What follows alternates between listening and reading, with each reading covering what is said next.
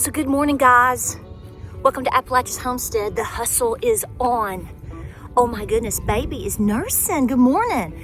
So we've got to get out and get a bunch of things done quickly because you're always going to find that from any given point, you're going to be hustling for real. Why? So this is the beauty of having mild temperatures for your morning chores. You stick your pajama pants inside your wool socks, inside your boots. It's 45. I can handle this. Why do I do this? Simply because why would I wash more items than I have to? Hi, baby. Hi, lovey. So the bottom line is, folks, especially in the wintertime, you're going to be hustling against the weather. Right now, 45, cool. Rain is coming, and then tomorrow we're going to be 17 degrees. So I'm really hustling to get everything caught up.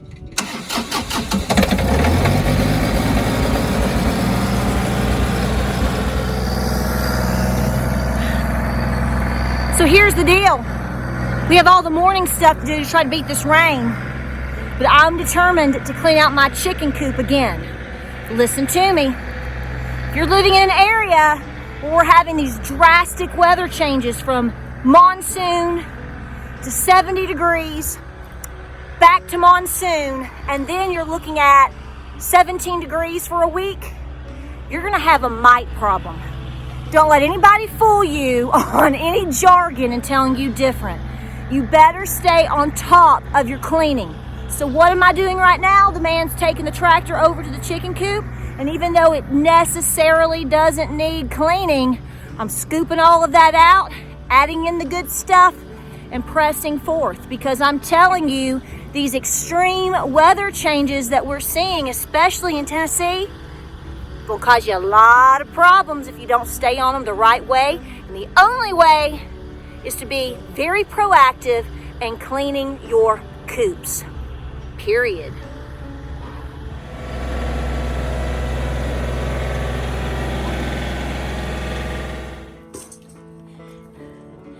Day 3.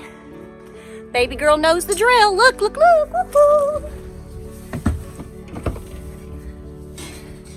You are one smart cow.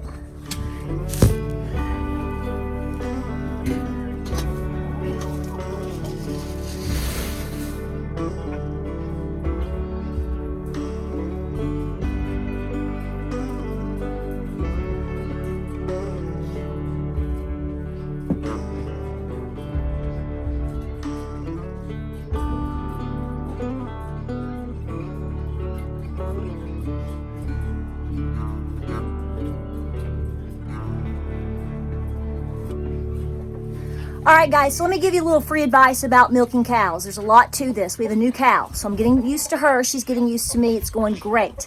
Some of you have made suggestions about tying up the calf outside to her. No, let me tell you why. The calf is now going into week 2. I am competing with the calf for milk, okay? You will compete with the calf for milk. So what you have to do, this is my 5th year of milking, folks. I've been milking cows and goats for going into 5 years now, is once you get the calf established in terms of health and bonding with the mom, the colostrum is gone, they're doing really, really great, you're going to start competing with the calf. You have to separate the calf just overnight to mama, okay? Separate her from mama overnight, so the first thing in the morning you can milk. This baby is now taking most of the milk first thing in the morning from 3 of the 4 teats, which is leaving me getting my milk now just from that back left teat, which is doing good, but that's all I'm getting right now. So in the evenings, you have to separate them just overnight, get your fair share, then turn the calf loose with mama. They'll get all they need then and all day long. It keeps them from getting scours, gets you your fair share, and everybody's happy. She's ready to go. So right now I'm straining my milk. As soon as you bring it in, she didn't put her foot in it, there's no weirdness. I triple strain my milk, then I strain it triple times again into another jar. Now, obviously my milk production needs to come up, so we're gonna start working on that because that calf is still my milk, baby.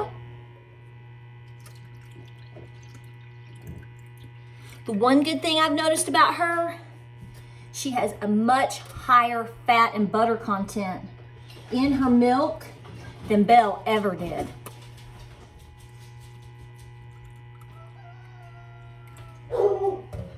Okay, so once you have your milk strained, you put it in the freezer for 1 hour.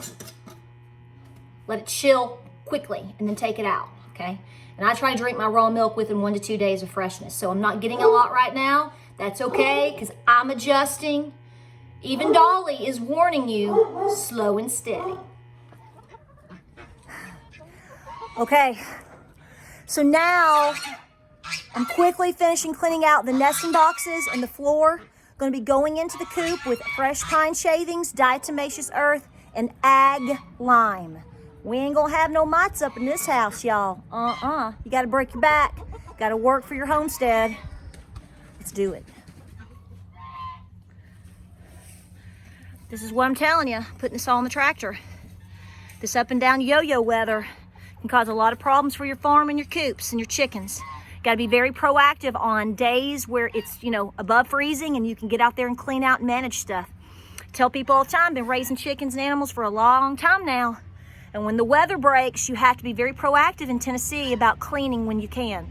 A lot of methods that work up in the tundra don't work here. Get in your coop, clean them out, clean out the nesting boxes, put in diatomaceous earth, put in ag lime, check your hens, because this up and down weather causes for creepy crawlies to come out and makes it difficult for you to go back and clean your area, because today's 50, tomorrow's 17.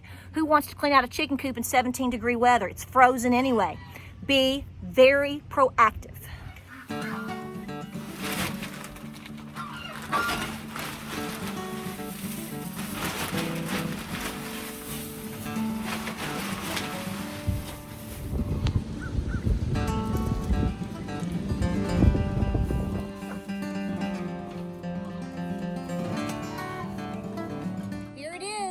Weather is here.